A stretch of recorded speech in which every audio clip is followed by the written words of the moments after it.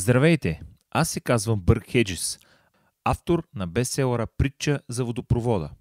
В своята книга разказвам за Пабло и Бруно, които избират съвършенно различни пътища за постигане на финансовата си независимост. Предстои ви да видите мултипликационен филм, разказващ за техните приключения. Така че настанете се удобно, отпуснете се и с удоволствие изгледайте урока за това как да промените своя живот.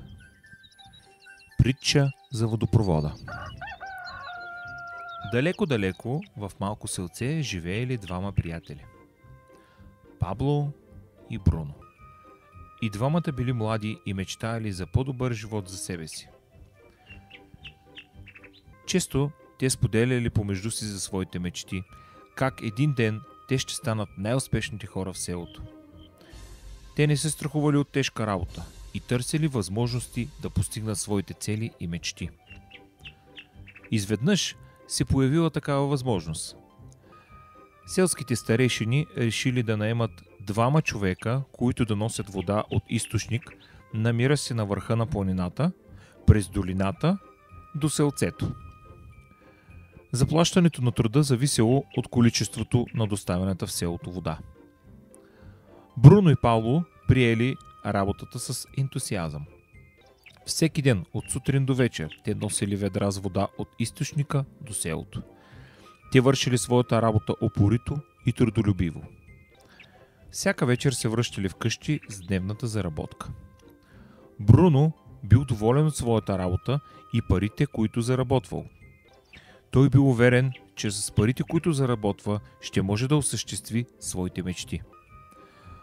Бруно решил, че за да увеличи своята заработка, е нужно да вземе по-голямо ведро, така че всеки път да може да донася повече вода. Той разчитал, че нарастващите доходи ще му позволят да си купи крава и дом, за който си мечтаял.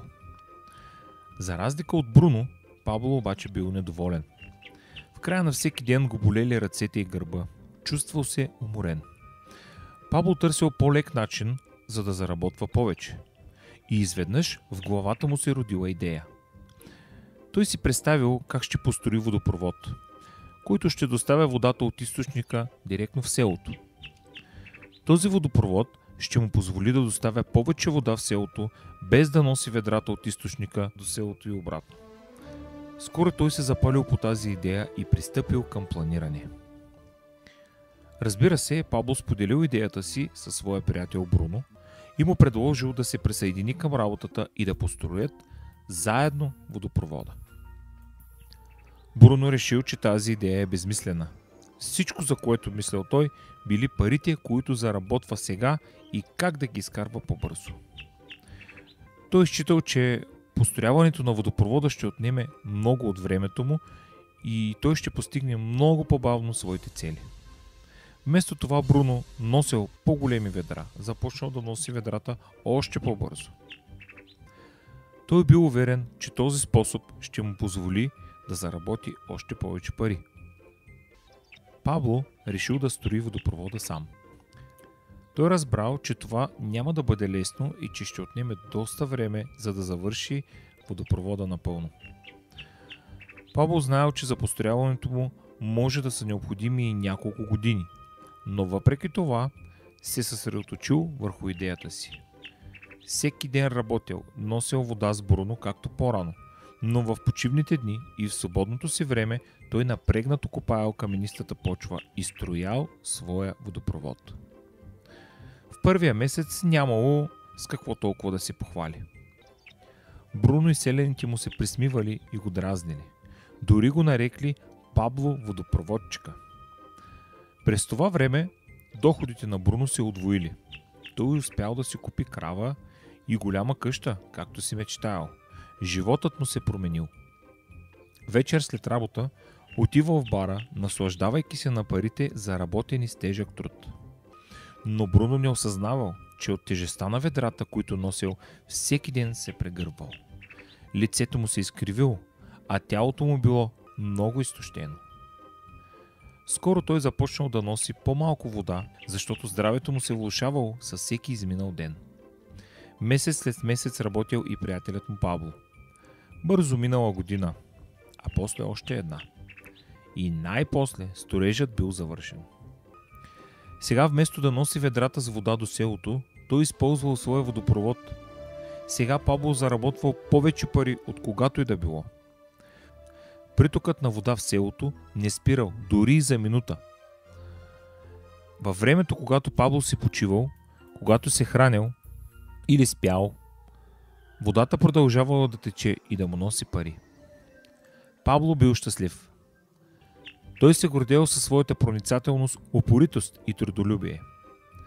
Сега парите течаха към него, така както водата течеше по водопровода му към селото. Историята за Пабло и Бруно е отражение на реалният ни живот. Тяхната работа символизира онова, което обичайно правят хората, за да заработят пари. Бруно получава пари, носейки ведра с вода. Той ходи, носи ведрата от водоизточника до селото, за да получи пари. За да увеличи своя доход, той трябва по-често да ходи до източника или да носи по-големи ведра. В реалния живот ние се опитваме да увеличим дохода си, работейки все повече и повече. Трудейки се в свободното си време или тичайки на две работи. По този начин ние увеличаваме размера на нашите ведра. Получаваме по-високо платена работа, което често включва повече заетост и съкращаване на свободното ни време. Повечето от нас сменят времето си за пари, както прави Бруно. Ние знаем, че всеки човек има общо 24 часа на ден, но да работи през цялото това време е абсолютно невъзможно, а не е и нужно. Най-трудното време настъпва, когато вече не можем да разменяме времето си за пари, поради здравословното състояние, възрастта или ред други причини. Тогава нашите доходи спират. Сега нека разгледаме какво е направил Пабло. Разсъждавайки правилно, той не е започнал да разменя времето си за пари, а използвал част от него, за да построи водопровода. Пабло е знаел, че водопроводът ще му носи постоянен доход, докато водата тече. Постоянен доход, който многократно се е умножил във времето. Пабло знаел, че някога, поради старост или болест, няма да може вече да разменя времето си за пари. Знаел, че ако той може да накара идеята с водопровода да заработи, на него ще му се наложи да поработи известно време, за да го построи. И след като е готов, Пабло е трябвало само да контролира и поддържа потока на водата. Пабло ни показва, че за да заработваме, не е нужно постоянно да разменяме време за пари. Има и много по-добър път. А ти не си ли същия като Бруно, който разменя време за пари?